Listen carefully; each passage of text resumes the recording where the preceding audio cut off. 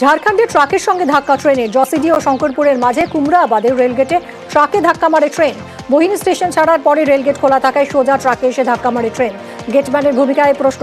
আসানসোলের ডাউন শাখায় ব্যাহত ট্রেন চলাচল।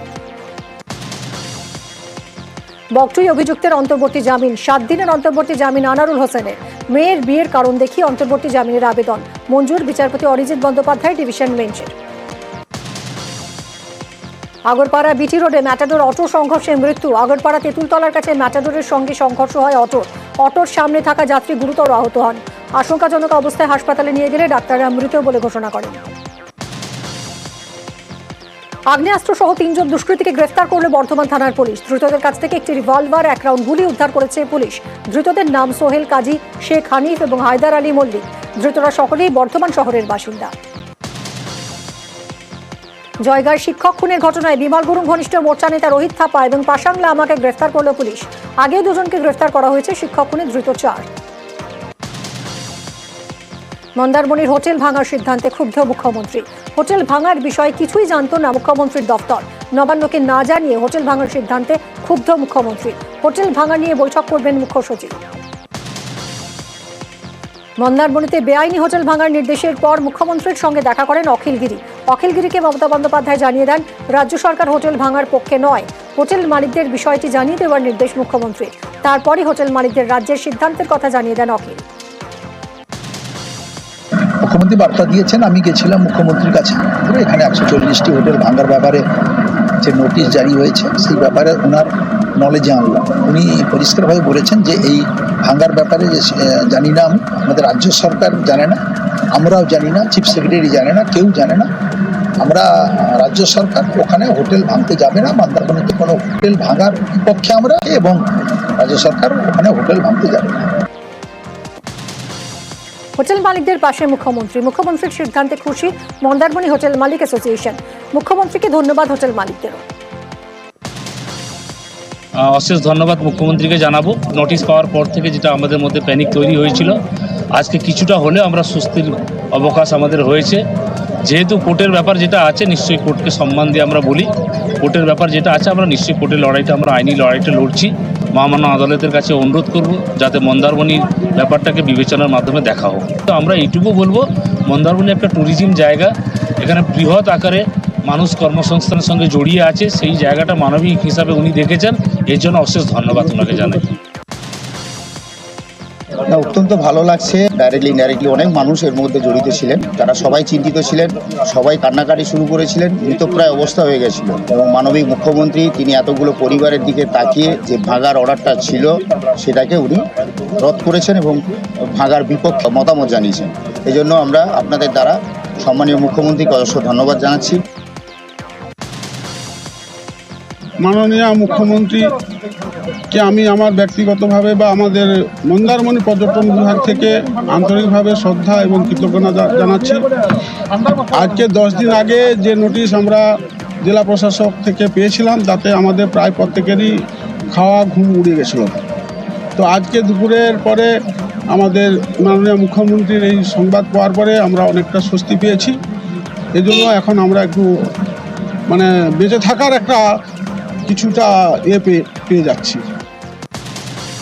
23শে ডিসেম্বরের মধ্যে আবাস যোজনার টাকা বরাদ্দ প্রক্রিয়া শুরুর নির্দেশ। জেলায় জেলায় আবাসের টাকা বরাদ্দ প্রক্রিয়া শুরুর নির্দেশ পঞ্চায়েত দফতরে। তার আগে 3 স্তরে আবাস তালিকার অনুমোদনের নির্দেশ।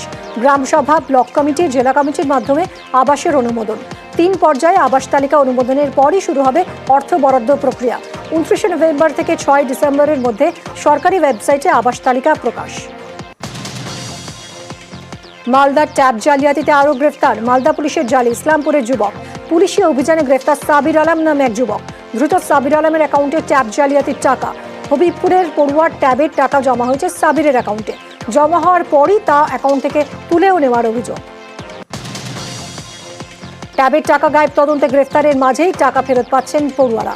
মুখ্যমন্ত্রীর প্রতিশ্রুতি মতোই ট্যাবের টাকা ফেরত পেল আরামবাগের বিভিন্ন স্কুলের ছাত্রছাত্রীরা।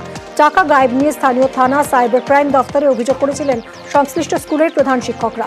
এবার সেই সমস্ত পড়ুয়াদের অ্যাকাউন্টেই ফেরত গেল ট্যাবের টাকা। টাকা পেয়ে খুশি পড়ুয়ারা। হাওড়ার পাতিহাল পঞ্চায়েতের ধুন্ধুমার এলাকার সমস্যা নিয়ে এলাকার সমস্যা নিয়ে কথা বলায় মহিলাকে মারধরের অভিযোগ। প্রতিবাদে পঞ্চায়েত অফিসে ঢুকে পঞ্চায়েত সদস্যকে চড়। দীর্ঘদিন ধরে বাদিবেলিয়া এলাকায় রাস্তাঘাট, পানীয় জল নিয়ে সমস্যার অভিযোগ। পঞ্চায়েতে জানিয়েও কোনো সুরাহা না হওয়ার অভিযোগ। সেই বিষয়ে ফের কথা বলতে যাওয়াই উত্তেজনা। পরিস্থিতি নিয়ন্ত্রণে জগৎবল্লভপুর থানার পুলিশ।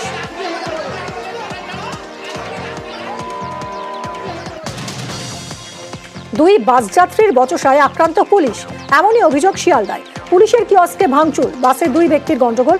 বচসা থামাতে গেলে পুলিশকে ধাক্কা দেওয়ার অভিযোগ, তারপরে কিয়স্কে ভাঙচুর। ঘটনায় একজনকে গ্রেফতার ইন্টালি থানার পুলিশে।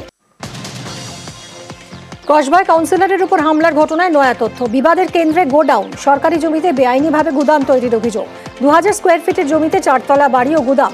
জমির একাংশ কৃষি জমি ছিল বলে অভিযোগ। গোডাউনের জায়গা পরিদর্শনে ভূমি রাজস্ব দফতরের আধিকারিকরা। কসবার গুলশান কলোনিতে সরকারি জমি চিহ্নিতকরণের কাজ শুরু ভূমি ও ভূমি রাজস্ব দফতরের। 107 নম্বর ওয়ার্ডে বিভিন্ন সরকারি জমি যেগুলো জবরদখল হয়ে গেছে বলে অভিযোগ, সেই জমিগুলো চিহ্নিতকরণ করেছে ভূমি ও ভূমি রাজস্ব দফতর। কসবায় হামলায় ব্যবহৃত স্কুটারের হদিশ মিলল। বোসপুকুরের গলি থেকে উদ্ধার হয় স্কুটার। বোসপুকুর গলি শুনশান থাকায় এই গলিতেই স্কুটার ফেলে যায় দুষ্কৃতীরা, অনুমান পুলিশের। কাউন্সিলর সুশান্ত ঘোষের উপর হামলায় এই স্কুটার ব্যবহার হয়। যুবরাজ সিং এর সঙ্গে ছিল ছোট্টু। ওই শুক্র শনিবার নাগাদ।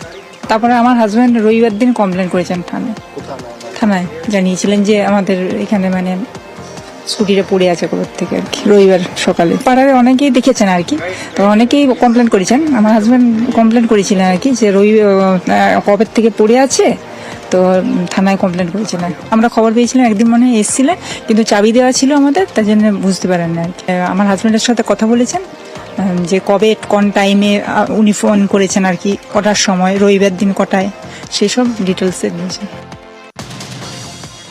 রায়গঞ্জ বিশ্ববিদ্যালয়ের বিরুদ্ধে দুর্নীতির অভিযোগ। ক্যাট রিপোর্টের চাঞ্চল্যকর তথ্য। রায়গঞ্জ বিশ্ববিদ্যালয়ে লক্ষ লক্ষ টাকা দুর্নীতির অভিযোগ। বিশ্ববিদ্যালয়ের পুকুর সংস্কার, গাড়ি কেনা থেকে শুরু করে সিসি ক্যামেরা বসানো, উপাচার্যের বাংলো তৈরি, সবকিছুতেই গড়মিল। ক্যাট রিপোর্ট ঘিরে শুরু হয়েছে রাজনৈতিক চর্চা। কোন্নগরে হীরালাল পাল কলেজে ছাত্র সংসদের নির্বাচন ঘিরে বিবাদ। নির্বাচন ছাড়াই সভাপতির নাম ঘোষণার অভিযোগ। পড়ুয়াদের সঙ্গে আলোচনা ছাড়া নতুন সভাপতির নাম দিয়ে অধ্যক্ষের নোটিশ ঘিরে প্রকাশ্যে বিবাদ। কলেজের টাকা নিয়ে দুর্নীতির অভিযোগে সরব হওয়াতেই পদ থেকে সরানোর অভিযোগ প্রাক্তন জিএসের। অভিযোগ মানতে নারাজ নতুন জিএসের অনুগামীরা। কলেজের গভর্নিং বডির সঙ্গে কথা বলেই জিএস নির্বাচনের দাবি অধ্যক্ষের। ইসলামপুরে তৃণমূলের বহিষ্কৃত প্রধান নুরি বেগমের অপসারণের দাবি। বহিষ্কৃত প্রধানের বিরুদ্ধে আইনি ব্যবস্থার দাবি তৃণমূলের। প্রধান ও তার স্বামীর বিরুদ্ধে আবাসে তোলাবাজির অভিযোগ প্রমাণের পরই নুরি বেগমকে দল থেকে বহিষ্কার। এবার প্রধানকে অপসারণ সহ আইনি ব্যবস্থার দাবিতে বিক্ষোভ। বিডিওর কাছেও অভিযোগ জানিয়ে কাজ না হওয়ায় গ্রাম পঞ্চায়েত অফিসের সামনে ধর্নায় তৃণমূল কর্মী সমর্থকেরা। রহরায় শিশু মৃত্যুর 15 মিনিটের মধ্যে ডেথ সার্টিফিকেট ইস্যু করায় বিতর্ক। নিয়ম অনুযায়ী মৃত্যুর 4 ঘন্টা পর ডেথ সার্টিফিকেট ইস্যু করা হয়, কিন্তু ব্যারাকপুরের বাসিন্দা 2.5 বছরের শিশু মৃত্যুর 15 মিনিটের মধ্যেই ডেথ সার্টিফিকেট লিখে পরিবারের হাতে তুলে দেওয়ার অভিযোগ। চিকিৎসক তন্ময় মাইতির বিরুদ্ধে অভিযোগ।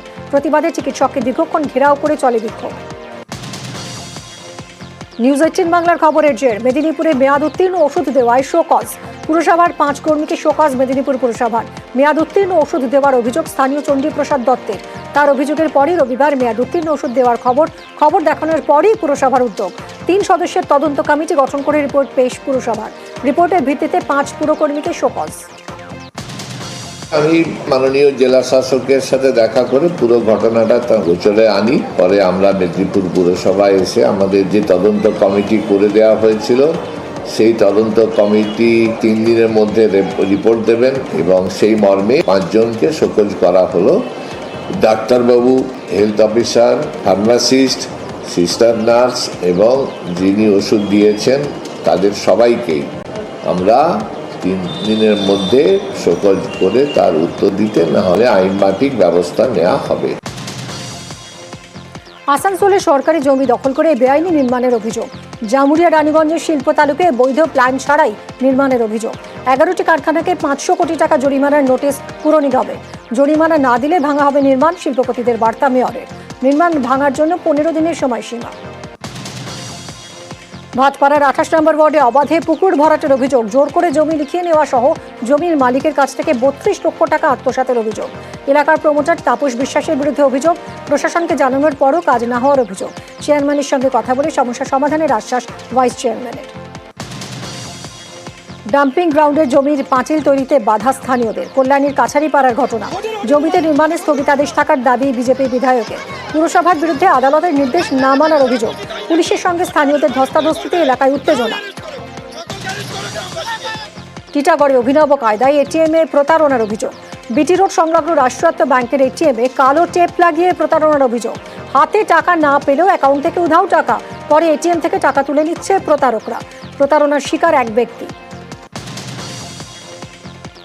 সোদপুরে বৃদ্ধের বিরুদ্ধে নাবালিকার শ্লীলতাহানির অভিযোগ। আবাসনের লিফটের মধ্যে নাবালিকার শ্লীলতাহানির অভিযোগ।